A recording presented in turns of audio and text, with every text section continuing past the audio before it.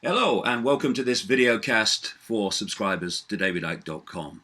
You know, one of the hazards, you might call it, of what I do, and anyone who puts out information which is outside of mainstream belief systems, is you get, well, in my case anyway, a tidal wave of abuse and ridicule. In fact, the ridicule at times has been of almost historic proportions. But if you're interested in what's really happening in the world, and you care about exposing things so they can be stopped, then you just have to take it and live with it. But if what you say has any validity, then eventually it will be shown to be so, while you're alive or when you've gone. History is full of such situations. And so it was when I came out a few years ago and said that Jimmy Savile, the BBC entertainer, use the word loosely, was a paedophile who liked to have sex with dead bodies. Now, I understand on first hearing at that time that people would go, "You're mad." I told you he was mad.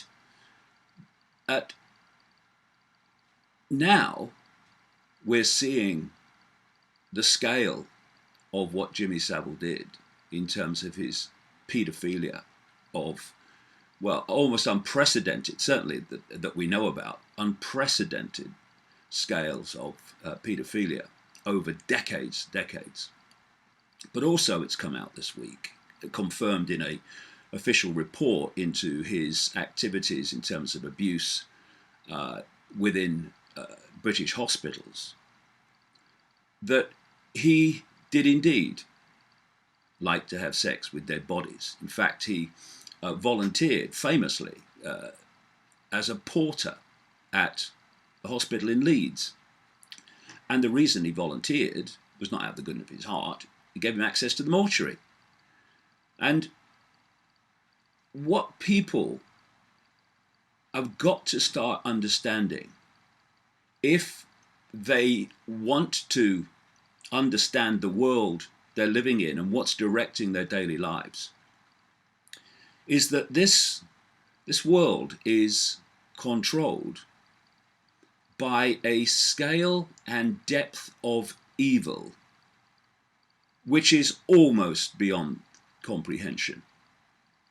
And Jimmy Savile is one of those people that give you access to see openly the scale of evil that I've been talking about all these years. Jimmy Savile was not just a paedophile. He was a procurer of children for the rich and famous. He was, of course, an inner circle bosom buddy of the British royal family. And in all these investigations and reports that have come out and are ongoing about his extraordinary activities, there's been no mention of his connection to the royal family, his connection to Prince Charles, the fact that he was so close to the royal family that he was used as a go-between, a mediator between Prince Charles and Princess Diana when their marriage was falling apart. He was also an extremely close friend of the longtime Prime Minister, Margaret Thatcher. And I tell you from my research, there was a serious paedophile nest in Margaret Thatcher's government. And let's not forget that Margaret Thatcher's closest aide, Anne Svengali, was Lord Alistair McAlpine, who sued or threatened to sue anyone who even began to indicate that he was involved in paedophile activity. And he never once threatened to sue me when I had named him as such in a book in 1998 and repeated it on my website at the time that the great furore was going on.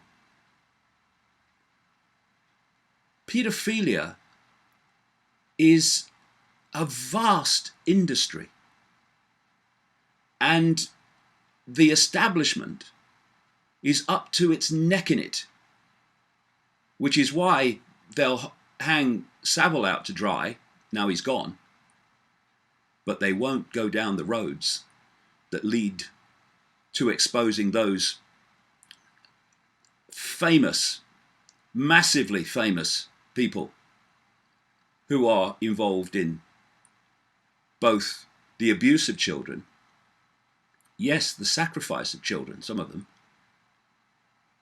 and running the rings that supply the kids. And there's another thing which I'm going to talk about today.